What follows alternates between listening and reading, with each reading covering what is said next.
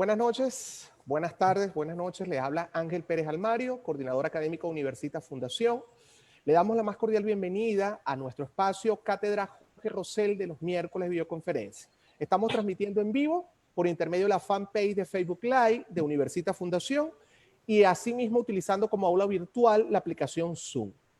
Con ocasión de la satisfacción de las expectativas académicas y esa pasión por enriquecer cada día más el foro iberoamericano en el área del derecho penal, deseamos comunicarles que las instituciones involucradas, Colegio de Abogados del Estado Lara, Instituto de Estudios Jurídicos del Estado Lara y Universitas Fundación, atendiendo a sus requerimientos, decidieron extender este homenaje incorporando más de los mejores penalistas de Iberoamérica. En los próximos días vamos a estar informando, bien por intermedio de nuestras redes o bien directamente por intermedio del aula virtual, cuáles son los nuevos ponentes y las nuevas temáticas.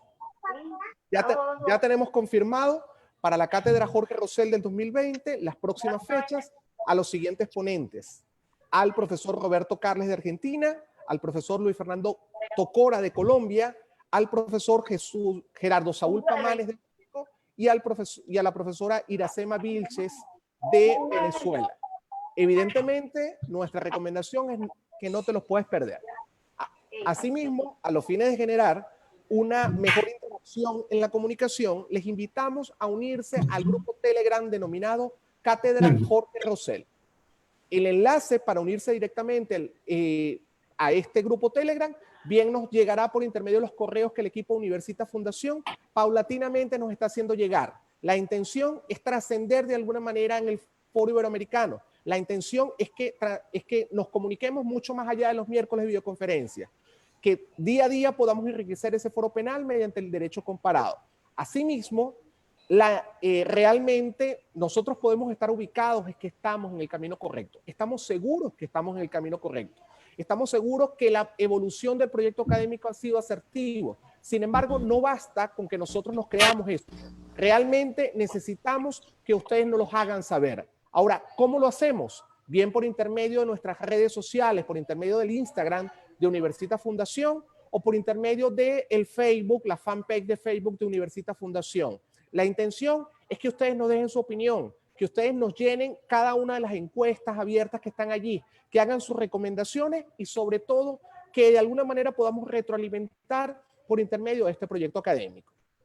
Bueno, la temática de disertar de hoy es nada más y nada menos por el ponente Sergio Eduardo Brown desde Chile. Y la temática es el principio de libertad durante el proceso penal. Dicha ponencia presenta como alcance el siguiente enfoque. En principio, abordará el ponente el íter histórico que ha tenido en Venezuela el principio de libertad durante el proceso penal.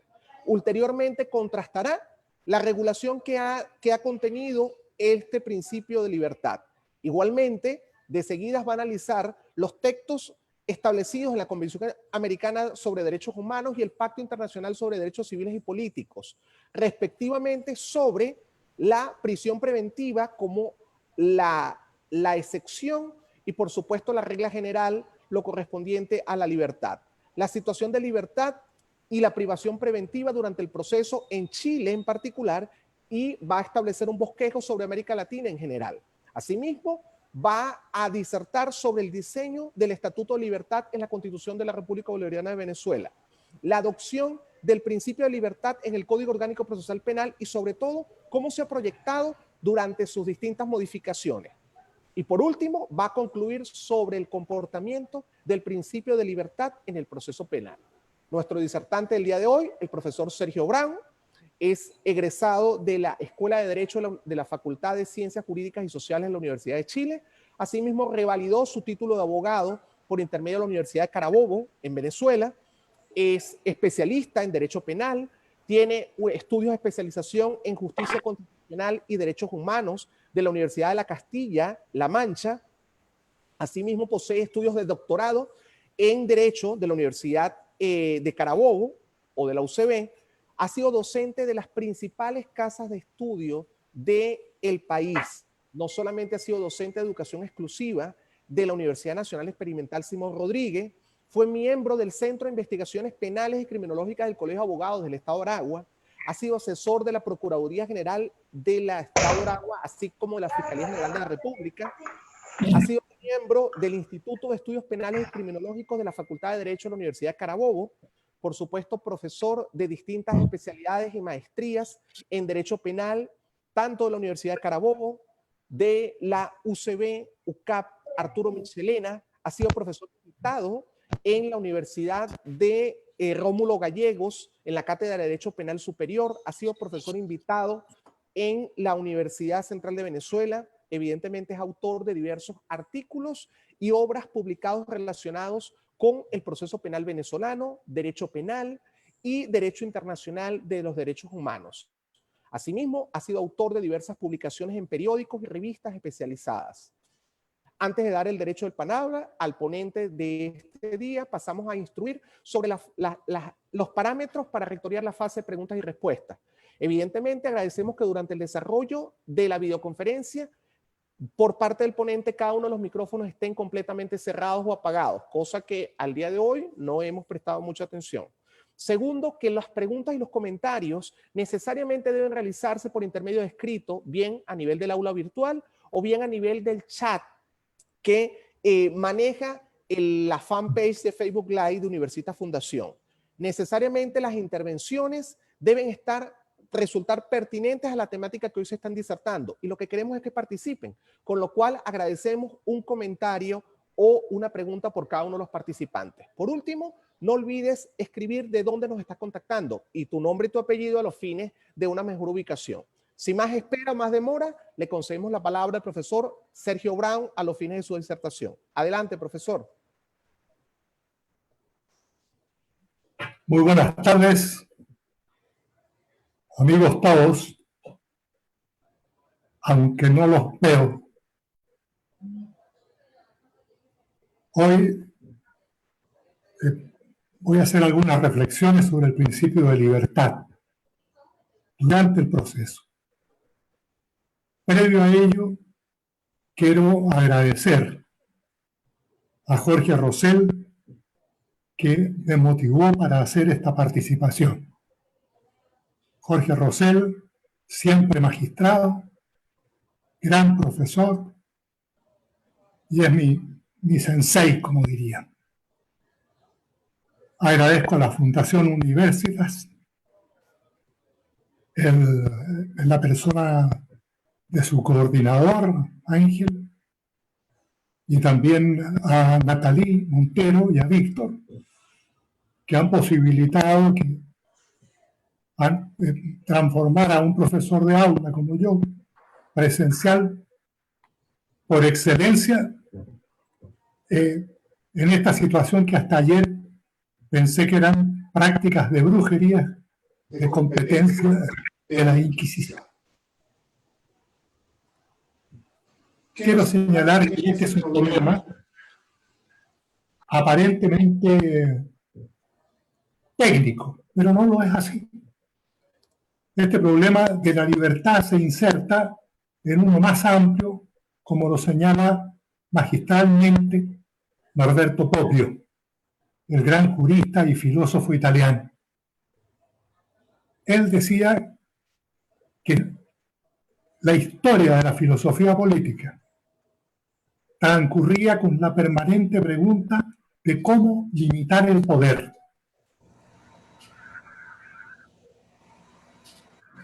Y esas limitaciones del poder, el hombre crea el poder, trata de legitimarlo, lo justifica, pero cuando el poder avasalla a las mayorías, entonces el hombre creó las limitaciones al poder, que fundamentalmente son dos: los derechos humanos, ayer derechos naturales, después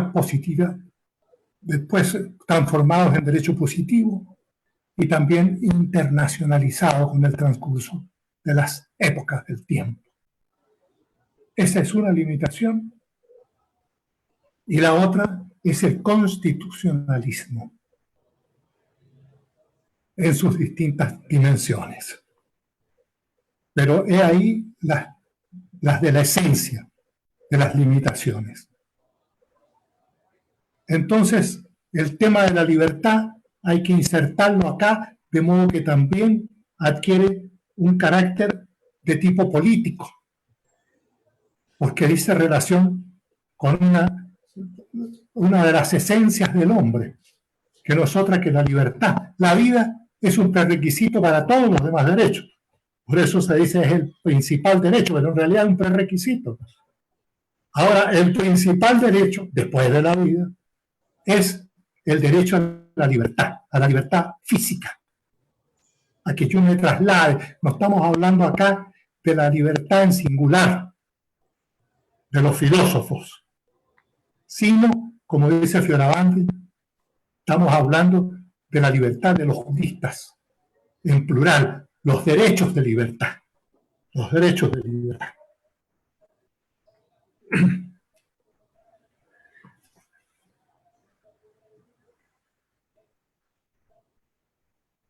La Carta Magna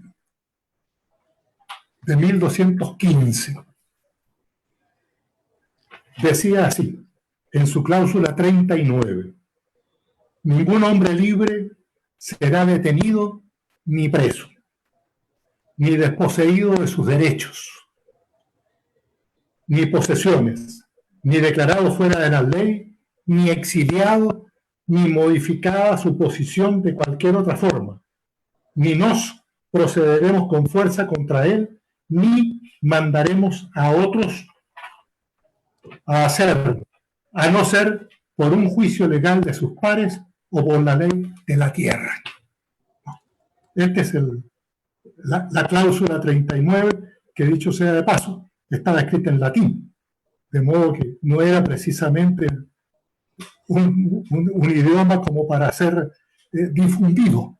No se hizo al inglés vulgar hasta un siglo después, ¿no? Sobre este texto, un gran constitucionalista, como lo es Martín Kriele, alemán, dice que este derecho es la raíz de la libertad, la madre de todas las libertades, el derecho originario. De él se derivan los demás, porque protege contra la persecución penal y la detención arbitrarias, que son, diría yo, los principales temores del ciudadano. Esa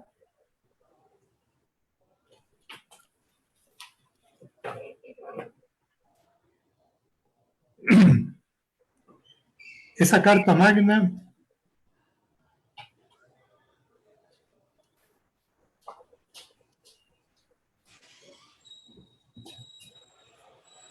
Magna origina toda una historia.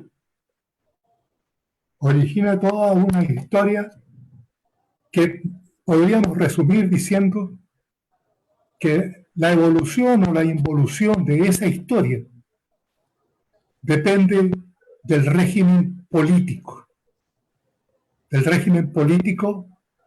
que la ampara. Así, siempre se dice todos los caminos conducen a Roma, pero la verdad es que todos pasan por Grecia. La Grecia de los filósofos, ¿no? Donde 3 personas podían asegurar la comparecencia del imputado.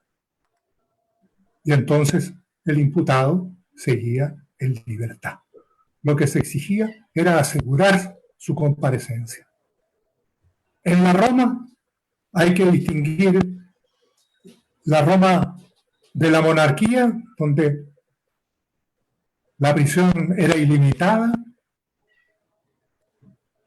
la Roma de la República, que con la accusatio nace la caución no económica, sino la caución personal. El imputado quedaba bajo la guarda de la persona que ofrecía esa fianza. Y en el imperio se daba la situación curiosa que iban a prisión tanto el acusado como el acusador, para evitar, según los textos, las denuncias arbitrarias. Esa es la Roma. Y así se va distinguiendo otras etapas históricas. La Inquisición del siglo XIII y casi hasta el XVIII, entre nosotros, los de este lado de América, y la Ilustración. Para la Inquisición, la confesión era el precio de la victoria. De modo que prisión más tortura eran sus instrumentos auxiliares. No así la Ilustración, cuya principal bandera era atrévete a pensar. Con Montesquieu, con Beccaria, con Voltaire, aparecen las defensas, presunción de inocencia, defensa, abogados libres, también el non de tejere. Esa fundamentalmente es la Ilustración cuya expresión material se dio en la Revolución Francesa. Y la Revolución Francesa tiene dos manifestaciones esenciales, que son las declaraciones del hombre y del ciudadano de 1789, y tiene las leyes procesales penales de la Revolución misma, 1791. Viene, por supuesto, la reacción, o mejor dicho, el compromiso histórico que hace Napoleón entre la ordenanza de Luis XIV, ordenanza criminal francesa, y el Código de Instrucción Criminal francés, ¿no? Ese es el compromiso, en ese código, 1808, ese es el primer código del sumario y del plenario, ¿no? Ahí sí que hay un retroceso, porque la prisión preventiva pasa a ser la regla general. La regla general. Y la excepción, la caución económica para la libertad, ¿no? Como abanderado de la prisión preventiva se puede señalar también a la ordenanza procesal alemana. Fundamentalmente, la regla general era la prisión. Ahora bien,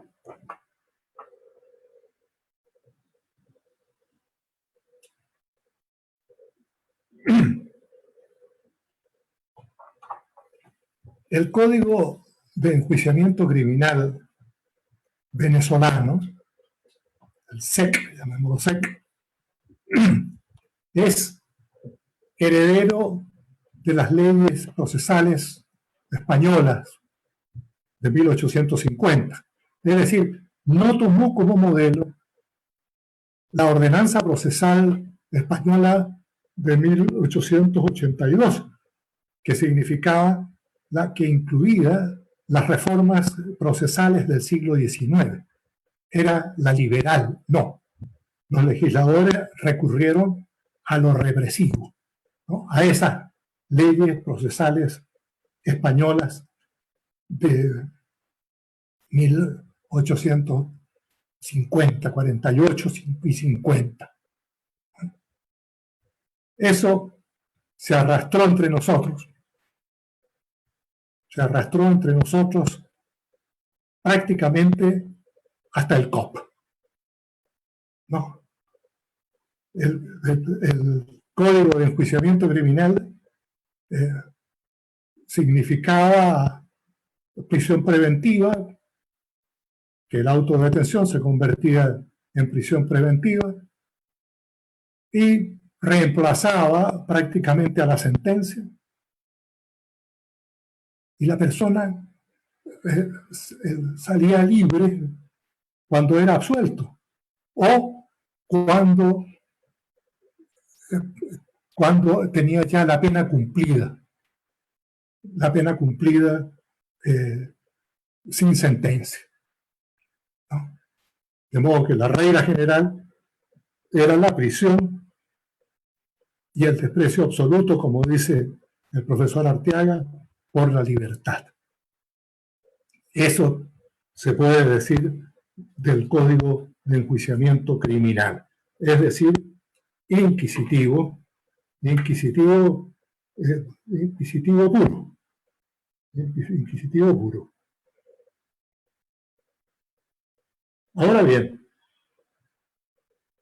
este código tenía los paliativos de las leyes especiales, sometimiento a juicio, 1979, beneficios procesales, 1982, y la ley de libertad provisional bajo fianza, de 1992.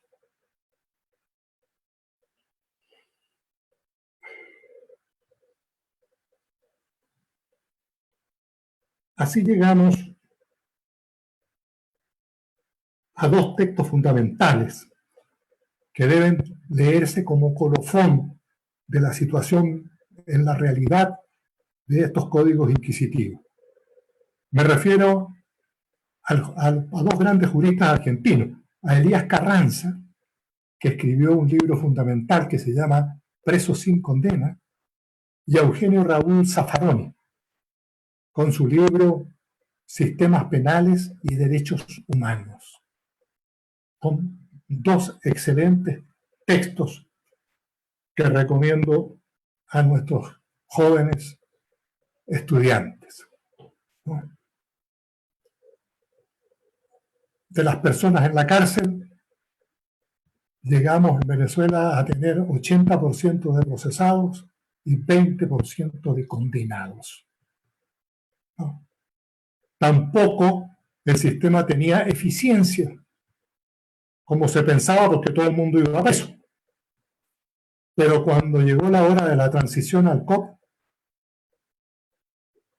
nos encontramos con más de 10 millones de expedientes en los distintos archivos judiciales. Algunos de ellos sin que tuviese ni una sola providencia. ¿Qué eficiencia? Ninguna. Ninguna. El COP es impulsado por dos situaciones. Y al decir el COP, digo todos los COP de Latinoamérica que tienen un aire de familia, como diría Wittgenstein, un aire de familia. Mutatis mutandis. Uno, la necesidad de cumplir con los pactos internacionales.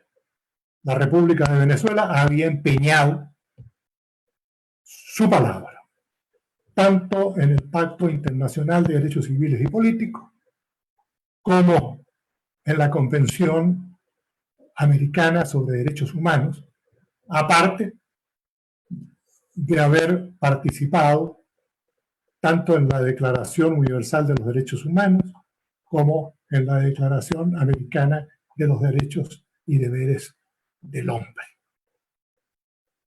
Había que ponerse al día con los pactos.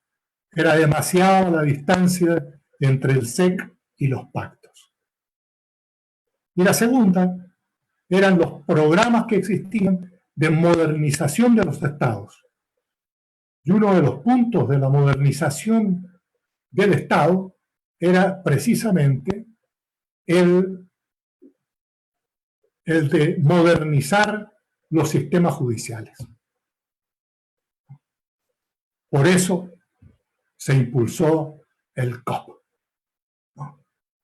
Las fuentes del COP fueron el Código Procesal Penal Modelo para Iberoamérica, obra fundamental de Julio Mayer y también de Alberto Binder. Esa es la obra básica. También el código alemán, también fundamental, y su doctrina, porque los latinoamericanos, por distintas razones, hemos seguido a veces demasiado apegados con la dogmática alemana. Y, por supuesto, la jurisprudencia de los tribunales internacionales y la letra misma de los pactos y de lo que hoy se llama el derecho universal de los derechos humanos, ¿no? Que compendia el derecho convencional, el derecho constitucional, ¿no? El derecho consuetudinario internacional, las normas del jus cogens, es decir, las normas de derecho internacional imperativo. Son normas imperativas que no se pueden modificar, salvo por otra norma que sea más generosa que la que usted quiere derogar del jus cogens. Esas son nuestras principales fuentes. No es un código de la Cuarta República y menos de la Quinta República. Diría que lo más cercano al COP es el código de la Primera República, de los fundadores de la independencia. Ellos captaron las grandes declaraciones de derechos del hombre y del ciudadano y trataron de constitucionalizarlas. Y ahí, piensen ustedes, en la primera Constitución venezolana, que dice que los juicios deben resolverse, tanto los civiles como los criminales, mediante los jurados, y que la ley dispondrá de esa organización. Esa orden del legislador fue olvidada por más de un siglo. Y cuando entraron a lidiar los escabinos y también el jurado para llegar a un acuerdo con el Ministerio Público y con el fiscal de la época, mejor dicho, se incluyeron en el código era solo escabinos, ¿no? Se nos trató de extranjerizantes. Y en realidad, lo más extranjero que teníamos era Francisco de Miranda. Ese es el origen. Hay una filosofía liberal, en el sentido del liberalismo político clásico, ¿no? Fundamentalmente estoy refiriéndome a John Locke, también a Jeremy Bentham, leído por nuestro libertador Simón Bolívar,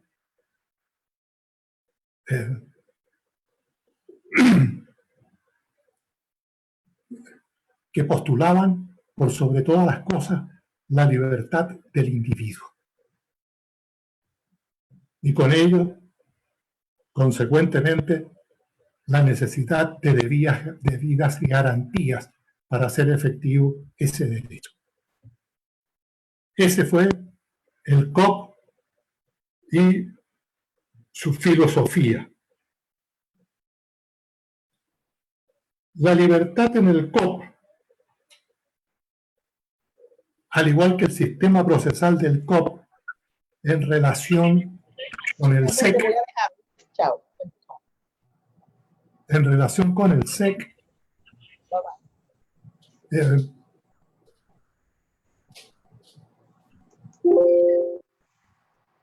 algo pasó.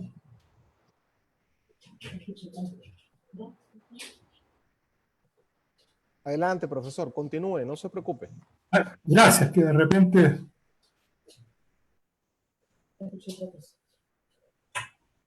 Sí, le escuchamos, profesor, atentamente. Gracias, perdone la interrupción, pero algo me apareció por acá. Significó un giro copernicano de procedimiento a procedimiento en la construcción de la verdad objetiva, de la verdad histórica, que esa es la finalidad de un procedimiento penal, la verdad. ¿No? En el COP existió primero que todo la necesidad de que la acusación se pruebe. Una acusación no puede prosperar si no existe la prueba. El principio de prueba, entonces. El segundo principio es el principio de defensa. Debe haber medios y plazos para refutar esa acusación. Y el tercer principio es el principio de motivación. El juez debe dictar una decisión motivada. Aquí entonces hay un constructo de la verdad distinto a la construcción inquisitiva en que prácticamente era un monólogo del juez. Un monólogo del juez con intervenciones meramente fiscales, meramente nunca de fondo, quiero decir formales, del fiscal. Y muchas veces, como dice Julio Mayer, el imputado era el convidado de piedra. El convidado de piedra. En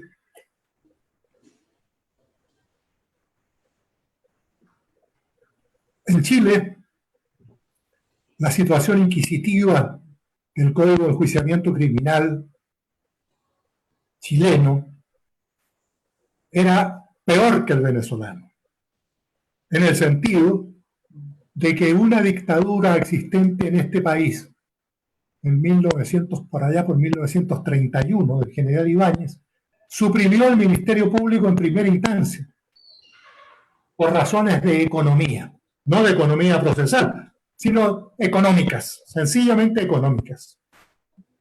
¿No?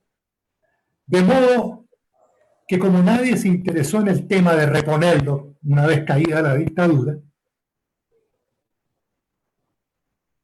se hacía lo siguiente. El juez hacía el sumario, instruía el sumario, es decir, el juez investigaba. Pero no solo investigaba como el venezolano, sino que terminaba el sumario, el mismo juez decidía si sobreseía el juez el mismo o si acusaba, es decir, el juez acusador. Y por supuesto, si acusaba, él decidía sobre su acusación, que por supuesto él la había investigado. De modo que esta ensalada de contradicciones, ¿no?, era absolutamente intolerable. Por eso se cambió el paradigma en el COP chileno, al igual que el COP venezolano. Simplemente el fiscal acusaba, el fiscal investigaba y el juez decidía. El juez no se ponía el tema, lo ponía el fiscal. El juez no pedía o decretaba de oficio la libertad de una persona o la prisión preventiva, sino que la pedía el fiscal. Y él decidía, como ya dijimos, motivadamente. Y luego la fase recursiva, y ahí teníamos un esquema del proceso penal, tanto venezolano como chileno.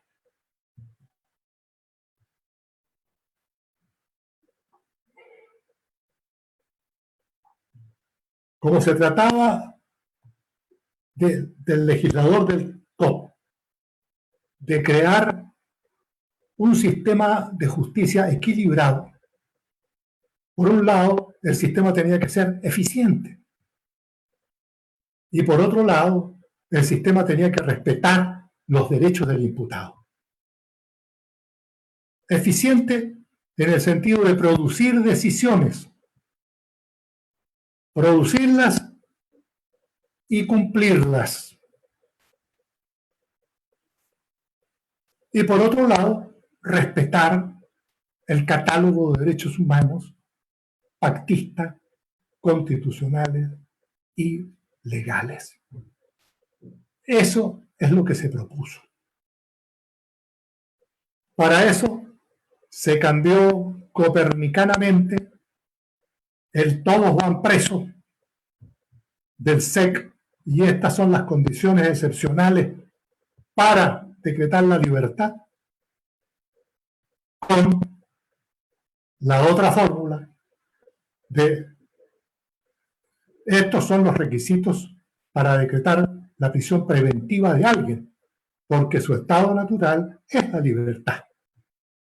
Esa es la diferencia principal. Decretar la libertad es la excepción. La regla general es la prisión preventiva. Esa es la regla. El estado natural es la libertad. La prisión preventiva solo puede ser excepcional. Así se desprende claramente del artículo 9.5 del Pacto Internacional de Derechos Civiles y Políticos, ¿no? Y de la Convención Americana sobre Derechos Humanos. 8 y 9.2, 8.2, 9.5. Ahí está tratada la especie de libertad y el giro copernicano en ambas situaciones.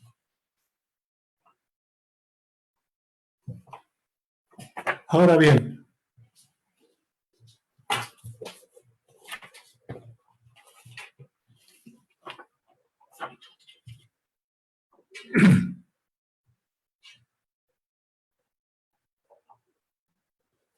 elementos para decretar la prisión preventiva, que dijimos que era la excepción. En primer lugar, un supuesto material,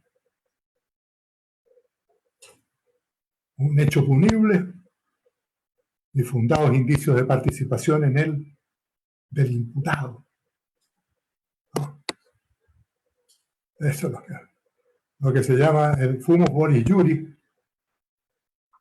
y también el periculum in mora. Tiene que haber, por un lado, ese supuesto material y un supuesto de probar la necesidad de la cautela. Probar la necesidad de la cautela. Que no se produzca un peligro de fuga o una obstaculización en la justicia con la persona en libertad. Eso es lo principal. Este sería el nuevo paradigma. Esta situación tiene un fenómeno reactivo en América Latina. Me refiero al fenómeno de la contrarreforma. Y esta contrarreforma es prácticamente una regla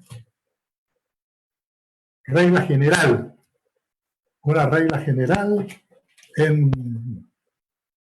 en América Latina. No hay código reformado, salvo en este momento creo el de Guatemala, que tuvo una situación extrema contra la libertad, pero corregida por su Tribunal Constitucional, ha seguido avanzando para ser consecuente con esta prisión preventiva como medida cautelar y no como una medida de seguridad o una medida de pena anticipada, ¿no?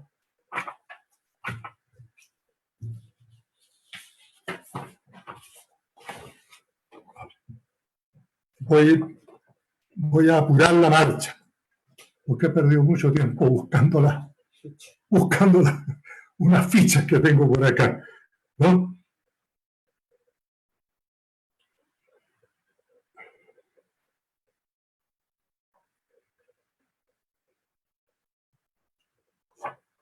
En la contrarreforma, fundamentalmente el caso venezolano, ¿no? Parecía, y así lo creímos en su momento, que la Constitución de la República de Venezuela de 1998, que dejaba atrás la Constitución liberal de 1961, reforzaba el Código.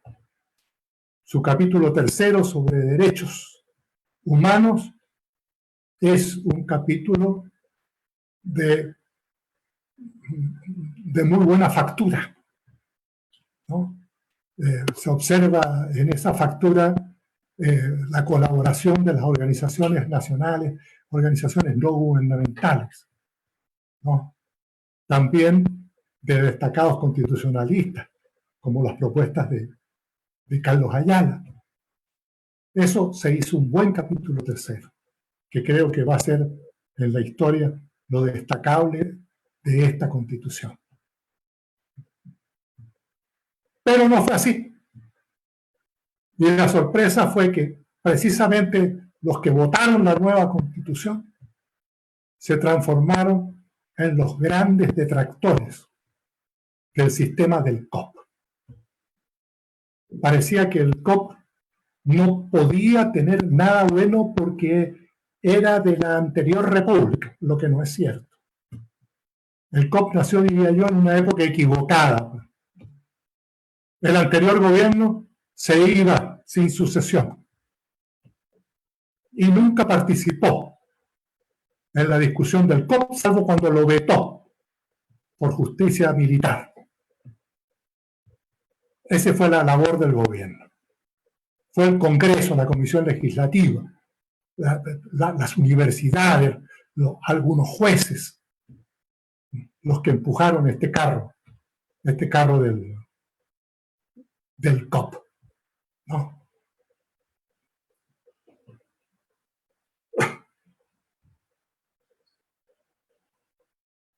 Ahora bien, vino la primera reforma del COP, lo que se llamó el Congresillo, que reformó poco, pero lo que no aprobó era mucho. Pero fue una advertencia para todos. Un catálogo de delitos inescarcelables. Eso no tenía nada que ver con la filosofía del COP, ni con los pactos inspiradores, ni siquiera diría yo con la Constitución. Eso se tradujo después en la segunda reforma, que sí dañó estructuralmente la construcción del COP. Y solo se puede explicar sobre esta reforma, léase la quinta jornada de la UCAP, ¿no? Que dirigía la gran profesora Magali Vázquez. La quinta, léase al profesor Becchionache. Hay una ponencia magnífica de él. en la quinta jornada, ¿no? Pero lo que está en el fondo no es una cuestión de técnica jurídica, sino de filosofía política, concretamente de ideología.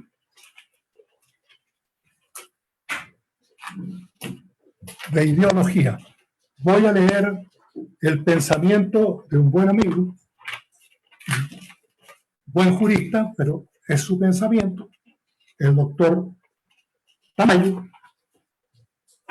que representa aquí el factor seguridad, y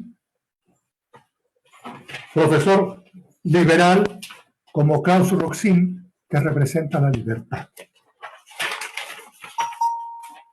Dice Tamayo: he de señalar que, según opinamos, el artículo 44 de la Constitución ha de ceder terreno ante el derecho constitucional colectivo de toda persona.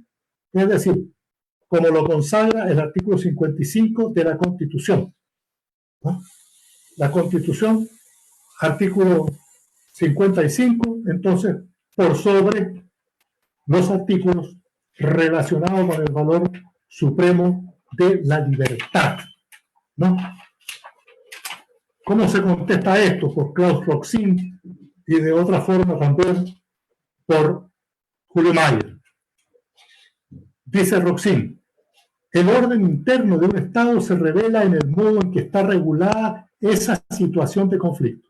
Los estados totalitarios, bajo la antítesis errónea Estado ciudadano, exagerarán fácilmente la importancia del interés estatal en la realización lo más eficaz posible del procedimiento penal.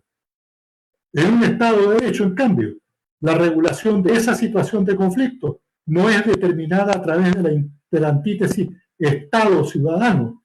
El Estado mismo está obligado a ambos fines: aseguramiento del orden a través de la persecución penal y protección de la esfera de libertad del ciudadano.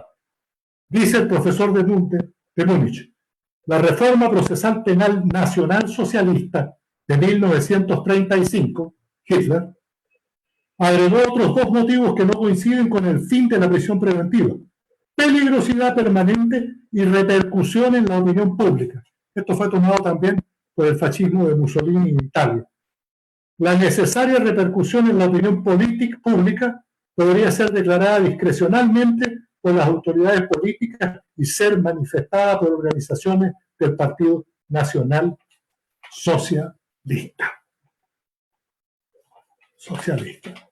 Esa comparación, eso es lo que yo creo que está en el fondo de esta segunda reforma: el pensamiento autoritario, ¿no? La personalidad autoritaria, ¿no?, de los gobernantes. En la reforma del Código,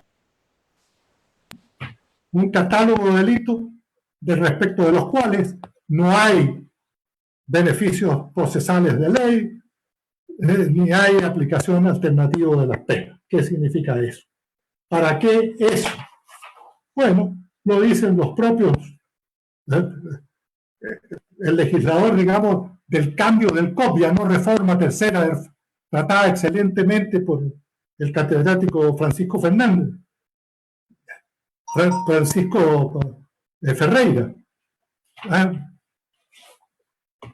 Dicen que es otro código. Bueno, voy a cerrar, estimado coordinador, estimados contertulios, porque realmente me desordené mucho, con algunas reflexiones muy cortas, muy cortas. Lo que más tenemos que estudiar, y todavía no se estudia debidamente en las cátedras, porque recién aparece en el posgrado, son los derechos humanos y el derecho constitucional, ¿no? Al final uno con los años se da cuenta que la filosofía y los derechos constitucionales es la base de todo el ordenamiento jurídico positivo. ¿No? Tenemos que estudiarlos más. Los derechos humanos, sin exagerar, deberían estudiarse en la etapa básica de la educación. Así como se enseñan a los niños en los jardines infantiles las leyes del tránsito. También se debería enseñar el respeto por el otro. El respeto por el otro. Y lo otro, por supuesto, es el constitucionalismo, que ya debe, a través de la educación moral y cívica, empezar a señalarse los grandes principios. Igualmente que el jus cogens, es decir, las normas imperativas del derecho universal de los derechos, derecho internacional de los derechos humanos. ¿No? El futuro de derechos humanos y democracia, que están íntimamente ligados, no está escrito. Va a depender de nosotros, de nuestra actitud política y de nuestra ética, y del respeto por los principios fundamentales. Y así como empecé con un filósofo, como Norberto Bobbio, termino con otro filósofo, esta vez un filósofo de la música, Simón Díaz, que en Sabana dice, yo agrego una sola palabra, comillas, aquí me quedo contigo, Venezuela, aunque me vaya muy lejos. Gracias. Gracias, profesor. De verdad que nos sentimos bastante honrados con respecto a su participación. Sin embargo, tenemos grandes preguntas y grandes participaciones. En principio, queremos dar un especial saludo a la profesora Magali, el profesor Francisco Ferreira, el profesor Pedro Rondón Haas, que están de alguna manera conectados y están siguiendo como participantes de este ciclo de videoconferencias atentamente cada una de las ponencias. Asimismo, el profesor Luis Fernando Tocora de Colombia, que también está conectado y saluda especialmente su intervención, profesor Sergio Brown. Con respecto a las interrogantes formuladas, en principio nos indica Roger López desde Venezuela que ayer martes fueron detenidos 10 personas, o ayer martes 10 fueron detenidos varios ciudadanos quienes ostentan el cargo de diputado.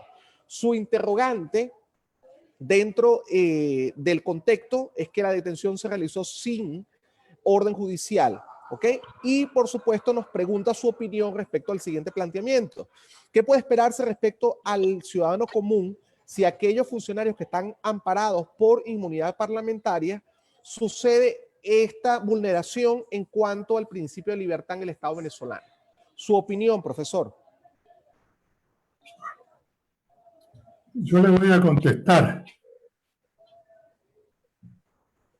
con una clasificación que hace Lowenstein en un libro sobre la teoría de la Constitución. Él dice que las constituciones pueden ser normativas cuando el sistema político se rige por ellas.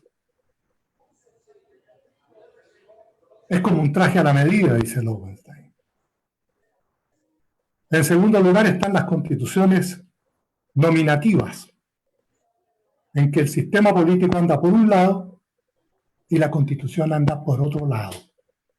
¿No?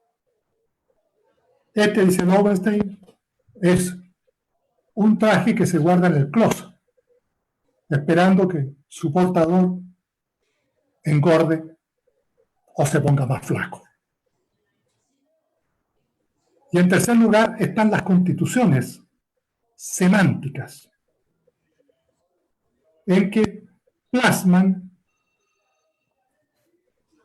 un estado de dominación, puramente de dominación, donde no hay un control constitucional que se lea distinto a la voluntad del Ejecutivo. Entonces, esa Constitución de 1999, cuyo capítulo tercero siempre he alabado, ¿en qué categoría se ubica? Yo creo que las constituciones semánticas, como dice Lowenstein, simplemente hay que calificarlas como un disfraz. Esa es mi respuesta. Gracias, profesor. Siguiente pregunta nos enlaza el amigo Manuel Caicedo de Venezuela. Lo primero que indica: felicidades, profesor Sergio Brown, por su videoconferencia. Y establece la siguiente interrogante: el efecto suspensivo de las sentencias absolutorias en relación a la libertad del acusado es prevista en el Código Orgánico Procesal Penal original. ¿Su opinión, profesor? Bueno, ese artículo es inconstitucional. Ese recurso de apelación suspensiva contra la libertad hace depender la libertad en definitiva de la potestad del fiscal. Y nuestra libertad solo puede depender de un juez, no de un fiscal. El fiscal puede pedir la libertad, puede luchar contra su denegación, pero no puede decidir sobre la libertad. Esa es mi opinión. Gracias, profesor. Siguiente interrogante. Nos contacta la amiga Sol. Asumimos que desde aquí de Venezuela, e indica lo siguiente. Profesor Brown, ¿en Venezuela existe retardo procesal? ¿Su opinión rápidamente? Bueno, el retardo procesal es peor que el coronavirus. No hemos podido salir de él, porque no basta una reforma, ¿no? Como se hizo el COP, sino que es necesario ir creando una cultura. Así como hay que crear una cultura de derechos humanos, debemos crear una cultura sobre los procedimientos, ¿no? Esa cultura del COP no tuvo tiempo. Empezando, es el único COP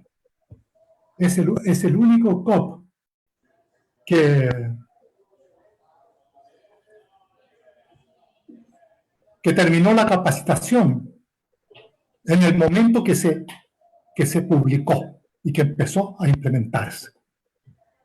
Se acabó la capacitación oficial, el resto ha sido un voluntariado para capacitar. En otras partes, como acá en Chile, se destinaron ingentes recursos a preparar un ministerio público que no existía, a reforzar una acusación, a preparar jueces. Eso simplemente no lo hicimos.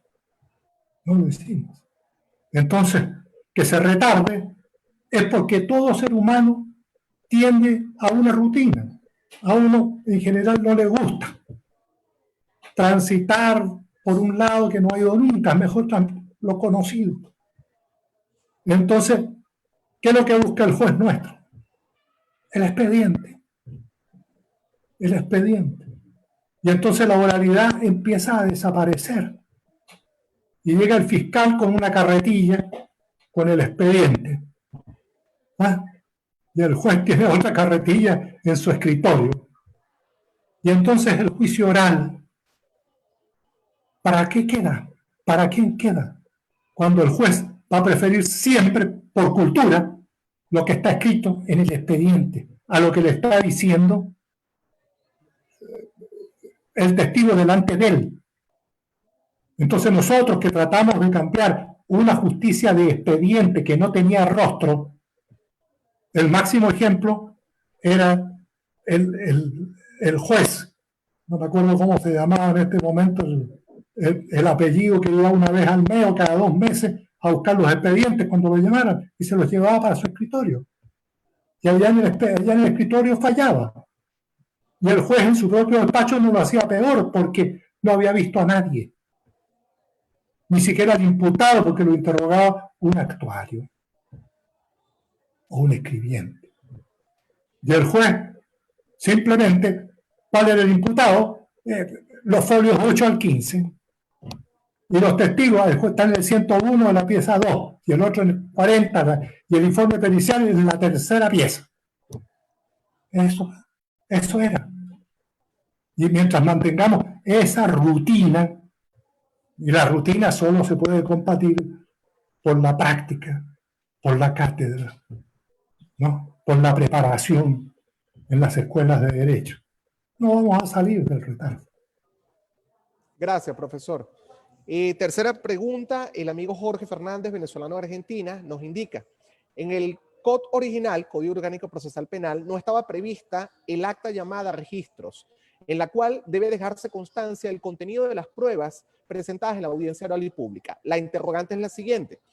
Si no se tenía ese resumen del cúmulo probatorio antes de la reforma que incluyó el acta aludida, ¿cómo hacía el juez de alzada para decidir con qué base podía decidir? Pues obviamente no estuvo presente en la audiencia oral y pública. ¿Su opinión, profesor?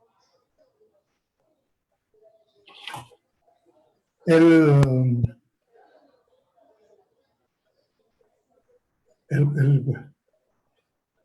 juez va a decidir obligadamente con los datos que se den en la sentencia. Es decir, la motivación es clave, no solo para el imputado que tiene que entender por qué se le sanciona o por qué se le absuelve, el principio de motivación, sino que también para el que va a recurrir, porque ¿cómo fundo yo un recurso, sea de apelación o en su caso de casación, si la instancia o la corte no motivan su sentencia? Indudablemente, el juez superior no tiene otra salida que anular la sentencia por vicio de inmotivación. No tiene más. En puridad, el recurso de apelación no debe existir en una segunda instancia. El juicio debería ser en única instancia. ¿Por qué se hizo así entonces? Por nuestra tradición latinoamericana, específicamente venezolana, de hasta 5 audiencias durante la colonia española, por ejemplo. El recurso de apelación está en nuestro género, digamos. No se podía dejar de hacer, ¿no? Por eso se insistió tanto en la motivación. De modo que si el recurso está motivado, yo recurrente puedo fundar mi recurso. Si el recurso no está motivado, yo no puedo fundar sino en la causal de inmotivación. No puedo tocar el fondo. ¿Con qué? Igual pasa con el recurso de casación. La Corte tiene que fundar. Y para fundar, a su vez, la instancia tiene que estar fundada. O sea, el principio de fundamentación, el principio de motivación es esencial para la construcción de la verdad en un proceso acusatorio en que existe apelación. Gracias, profesor. Siguiente pregunta rápidamente. Carlos Restrepo por Facebook desde Colombia. Lo primero que indica, complacidos por la ponencia, profesor, deseamos proponer temáticas en derecho comparado penal. Es importante cómo, estando tan cerca los países, las instituciones del derecho penal se proyectan de manera distinta en cada ordenamiento. La interrogante que formula el amigo Carlos Restrepo es la siguiente. ¿Cómo puede ajustarse el principio de que la libertad es la regla en el proceso penal con la prisión preventiva cuando todavía no está destruida la presunción de inocencia del imputado? ¿Su opinión, profesor? Perdón, no estaba incluida la presunción de inocencia, ¿dónde? Repito la pregunta. ¿Cómo puede ajustarse el principio de que la libertad es la regla en el proceso penal con la prisión preventiva cuando todavía no está destruida la presunción de inocencia del imputado?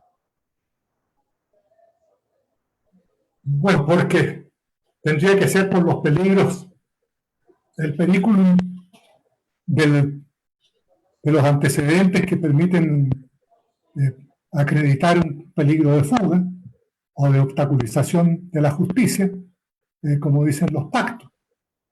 Si no se acredita eso y la necesidad de cautela, ni está el supuesto el hecho punible y las presunciones de participación, bueno, no existe peligro, tiene que acreditarse.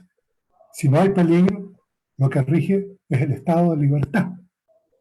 Y respecto de lo que dice el colega colombiano, tuve el honor con Jorge Rosell de participar en el 8º Congreso Internacional de Derecho Penal sobre Constitución y Derechos Humanos, celebrado en Cúcuta, 3 y 4 de agosto de 2012, en homenaje al distinguido doctor Fabio Peñaranda Ortega, donde fue realmente una contraposición en algunas ponencias entre Colombia y, con su aire de familia, con el Código venezolano.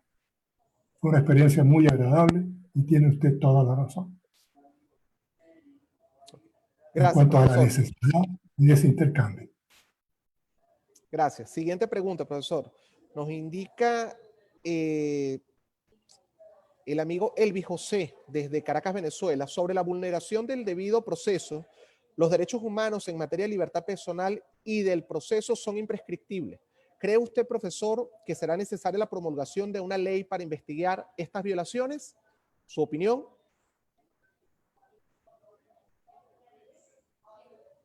Bueno, ya depende, mi buen amigo, de las situaciones que se den en el futuro, de las situaciones políticas.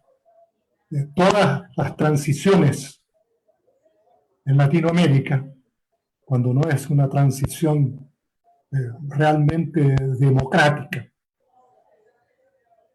pasa muchas veces, como la española, por ejemplo, que de Franco pasa a la Constitución de 1978, pero negociada en otras situaciones legales, o la chilena, que Pinochet entrega el poder con una constitución que hasta el día de hoy se le dice constitución estatua, o constitución homenaje, constitución monumento, porque trataron de dejar amarrado el máximo de prebendas, de modo que el dictador se fuera a su tumba, solo con el estigma, nada menos, que de violador de los derechos humanos, declarado no por el marxismo-leninismo ni el fidelismo, sino por Inglaterra, ¿no? Jus cogens, tortura, imprescriptible. Ahora se está discutiendo en Chile la reforma de esa constitución y vamos a un plebiscito en abril sobre la necesidad o no de reformar la constitución, ¿no? Por supuesto, la pelea está en todos los lugares. Lamentablemente, no se trata de diálogos. El diálogo ojalá que empiece en el Parlamento. Bueno, nosotros los abogados, ¿qué otra arma tenemos que no sea la argumentación? Abogado nunca ha ido con la violencia ni con la fuerza. Realmente sí entiende los principios de la abogacía. Gracias, profesor. Siguiente pregunta rápidamente. Johnny Ojeda desde Venezuela. Primero que todo, extiende la felicitación al profesor ponente y desea conocer su opinión sobre la postura del juez de control frente a la utilización desproporcionada de las órdenes de aprehensión por vía de sección como mecanismo de extrema urgencia y necesidad. En este sentido, ¿qué recomendaciones dará para la defensa frente a la violación generada al estado de libertad? ¿Su opinión, profesor? Yo creo que el recurso de amparo siempre debería estar disponible. No creo que un juez deba dar urgencia a una orden, porque realmente lo que estamos viendo es que las medidas cautelares no se toman para que se asegure la realización del juicio oral, como corresponde, y se respeten los derechos del imputado, sino como medida de pena anticipada o como medida de seguridad o medida punitiva que no tiene que ver con la medida cautelar. Gracias, profesor. Por supuesto, ya para terminar y cerrar este espacio de preguntas y respuestas, indican, por supuesto, felicitaciones a sus alumnos de pregrado y posgrado de las distintas universidades. Y por último, nos indica el amigo Lucio González, quien es profesor de pre y post de la Universidad del Zulia, lo siguiente: cuando se presenta ante los tribunales un individuo, siendo que su delito aún no está claramente imputado, ya que no se ha investigado, pero el Ministerio Público, aún siendo parte y como responsable de la carga de la prueba, concluye que el mejor método es que la persona quede privada de libertad. ¿Su opinión al respecto, profesor? Bueno, ese debe ser derecho maracucho, porque no tiene impulso ni en el código ni en la Constitución. Y digo derecho maracucho, derecho del fiscal, no de la gente de Maracaibo, porque la gente de Maracaibo sí respeta la Constitución y sí respeta el COP. Claro. Gracias, profesor, por su opinión. Ya con esto cerramos con un poco excedidos de alguna manera con respecto a las preguntas. Quedaron algunas preguntas pendientes, quedaron de alguna manera algunas interacciones pendientes. Sin embargo, en rasgos generales, profesor, agradecen de manera paulatina no solamente su incorporación a este proyecto, sino su gran disertación. Queremos de alguna manera cerrar anunciando las próximas videoconferencias. Tendremos al profesor Luis Fernando Tocora de Colombia con la temática Discursos y Políticas en Materia de Drogas para el próximo 18 de marzo del 2020. Al profesor Roberto Carles de Argentina, cuya temática a disertar es la actualidad y desafíos del garantismo penal. Tendremos también como cierre a la profesora Iracema Vilches desde Venezuela, cuyo temática es el Estado de Derecho y el derecho a recurrir para el 1 de abril del 2020. Son ponencias ya confirmadas. Sin embargo, como al principio anunciábamos, estamos trabajando la incorporación y la extensión de esta aula virtual Cátedra Jorge Rosell. No podemos despedirnos sin novedades que queremos anunciar. En principio, el día de mañana y el día 13 de marzo estará desarrollándose las jornadas de Derecho Colectivos de Universitas Fundación. Queremos de alguna manera invitarlos a que puedan acceder a nuestra página web para lograr la información y por supuesto su disfrute. Asimismo, queremos anunciar que estamos en proceso de elaboración y de trabajo en un proyecto académico similar a este, pero en homenaje al profesor Brever Carías, siendo la videoconferencia inaugural de este proyecto académico para el 14 de abril del año 2020. Por supuesto, existirá de alguna manera la misma dinámica de incorporación de ponentes extranjeros y venezolanos para el desarrollo del derecho administrativo en Iberoamérica.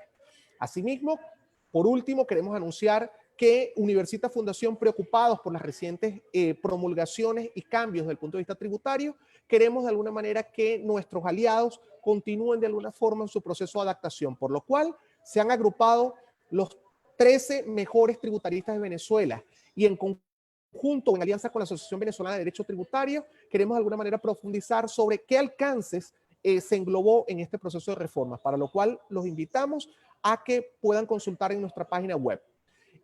No queremos despedirnos sin generarle recordatorio de su incorporación al grupo Telegram, sus opiniones por intermedio de nuestro Instagram y de nuestra página en Facebook Live, para que sencillamente podamos conocer sus opiniones y sus historias, para que podamos realmente saber por qué caminos de alguna forma orientarnos. Agradecemos al profesor Sergio Brown, realmente ha sido un honor contar con su disertación dentro de nuestro espacio académico. Le concedemos la palabra a los fines de que usted pueda establecer su despedida. Profesor, el micrófono es suyo. Adelante. Muchas gracias, Ángel, por tu comentario tan generoso. Igual me refiero a los mensajes llegados. Saludo a Pedro Rondón, un jurista de verdad y muy completo. Diría yo, uno de esos productos de exportación del derecho venezolano, ¿no? Como lo era Pedro Níquel, maestro de maestros. Lo importante es que se sigan dando estas conferencias, ¿no? Lo que viene es de primer nivel. Tocó Cora es un hombre experto en política criminal. Lo conocí personalmente porque lo trajo como invitado al posgrado de Derecho Procesal Penal de la Universidad de Carabobo, del cual me honro de haber sido alumno. A Fernando tocó a dar una conferencia sobre drogas, la política de drogas en América Latina, ¿no? Igualmente conozco al profesor Roberto Carles por algunos textos de él y a Iracema Vilches de la Universidad del Zulia, también la conozco. Y me alegro mucho que los tres estén dentro de la jornada. Especialmente importantes para todos esos venezolanos que están fuera de Venezuela. Ustedes no se imaginan el agrado que es estar intelectualmente dentro de Venezuela, en circunstancias materiales e ideales tan difíciles. Pero la gente se siente. Hay muchos que no están haciendo nada que tiene que ver con la profesión de abogado. Sin embargo, en estas conferencias nuevamente se sienten abogados. Mañana será otra cosa. Muchas gracias. Buenas noches. Gracias, profesor. Queremos cerrar, no sin antes despedirnos y agradecer a cada uno de los videntes que se conectaron bien por intermedio del aula virtual de Zoom o bien por intermedio de la fanpage de Facebook Live. De verdad que ha sido un honor para las instituciones involucradas en este proyecto académico realmente tomar un poco de su tiempo para, como nos transmitía el profesor Sergio Brown, seguir creciendo académicamente, que es nuestra pasión. Gracias, feliz noche y nos vemos el próximo miércoles.